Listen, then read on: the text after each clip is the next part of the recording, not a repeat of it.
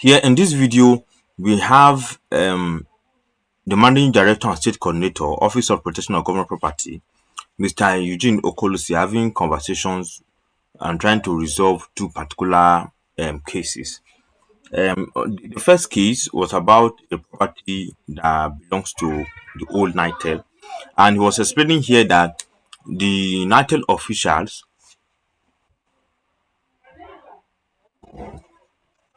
have come with their own documents and all their details. And then she also mentioned a particular woman who was also involved in the case, that when the United people came, he made a call through to the woman and told her that, look, have you made a payment to the government, like land duty as regards the land you are on?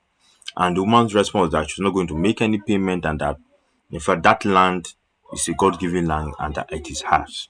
So at a point when it became obvious that she wanted to play smart, he said he quickly swung into action to let the woman know that government has power. That him alone, as Mr. Eugene, he doesn't have any power.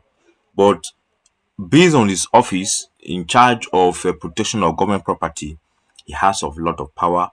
He's going to exercise it and make sure he uses it for the good of the land.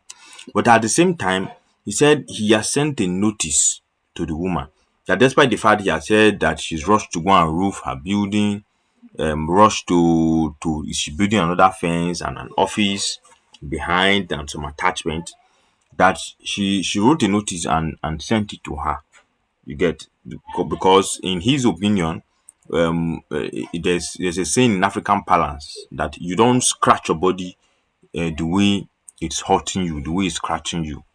If not, you will have everything messed up and scattered. So, and that's the approach he's using. So he wants to make sure that she's officially notified so that she will vacate the premises. And if she deems it fit to go to court, she go ahead and go to court.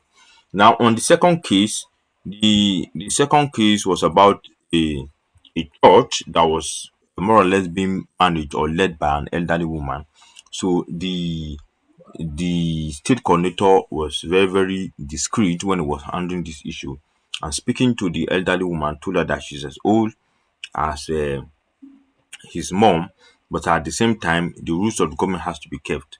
So the woman kept saying, it is church, and he let her know that God is not the God of confusion.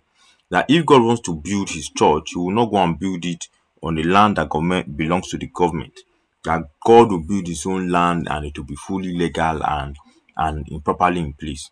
And however, he mentioned that they have already placed a seal on the church, but that for the time being, while the case is still on, that they should go ahead, can go ahead and have access to the land, and they can um, go into the church and resume using it. So, but aside that, he made it clear to the woman that he's not giving them go ahead to have permanent stay or begin to make use of the place permanently. You're just giving them enough time to put their house together so that they can properly vacate that place, because it is not meant for them.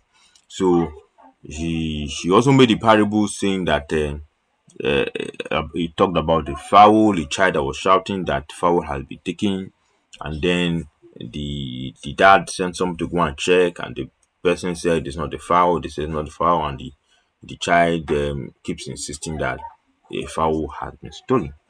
So whatever be the case, that's just the summary of the whole incident. Please do not forget to hit the subscribe button, like, and share this video for more updates. Cheers.